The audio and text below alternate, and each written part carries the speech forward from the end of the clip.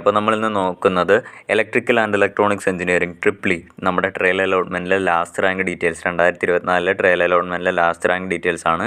Government engineering college ഇടുക്കിയിൽ state merit വന്നിരിക്കുന്ന 6828 വരെയുള്ള കുട്ടിക്ക് ട്രയലിൽ തന്നെ കിട്ടിയിട്ടുണ്ട്. അതുപോലെ തന്നെ കണ്ണൂരിൽ 6717, രാജീവ് ഗാന്ധി ഇൻസ്റ്റിറ്റ്യൂട്ട് ഓഫ് ടെക്നോളജിയിൽ 6494, MA college Kothamangalam 6000, NSS college Palakkad 6818. Palakkad government engineering കോളേജിൽ സ്റ്റേറ്റ് മെറിറ്റ് അവൈലബിൾ അല്ല. ഞാൻ സ്റ്റേറ്റ് മെറിറ്റ് മാത്രമേ വായിക്കുന്നുള്ളൂ. കാര്യം ബാക്കിയുള്ളവരുടെയൊക്കെ ഡീറ്റെയിൽഡായിട്ട് നിങ്ങൾക്ക് സൈറ്റിൽ പോയാൽ കാണാൻ വേണ്ടി കഴിയുന്നുണ്ട്. അതുപോലെ തന്നെ GC തൃശ്ശൂരിൽ 2672 വരെ പോയി. TKM 3981, Barton Hill 5388, college of engineering തിരുവനന്തപുരത്തിൽ 1262, വയനാട്ടിൽ അവൈലബിൾ അല്ല.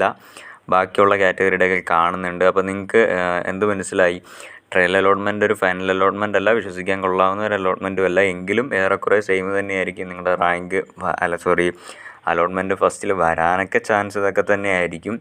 എങ്കിലും നിങ്ങൾക്ക് മനസ്സിലായല്ലോ, ഫസ്റ്റിൽ തന്നെ ഏറെക്കുറെ ഇത്രയും റാങ്കുള്ള ആളുകൾക്ക് അഡ്മിഷൻ കിട്ടുന്നുണ്ടെങ്കിൽ സെക്കൻഡിലാവുമ്പോൾ അത് വീണ്ടും കൂടും, തേർഡിലാവുമ്പോൾ അത് വീണ്ടും കൂടും. അപ്പോൾ നിങ്ങൾക്ക് എല്ലാവർക്കും നല്ല ഒരു കോളേജിൽ അഡ്മിഷൻ കിട്ടട്ടെ എന്ന് പ്രാർത്ഥിക്കുകയാണ്. എല്ലാവർക്കും നല്ലൊരു കോളേജിൽ അഡ്മിഷൻ കിട്ടും.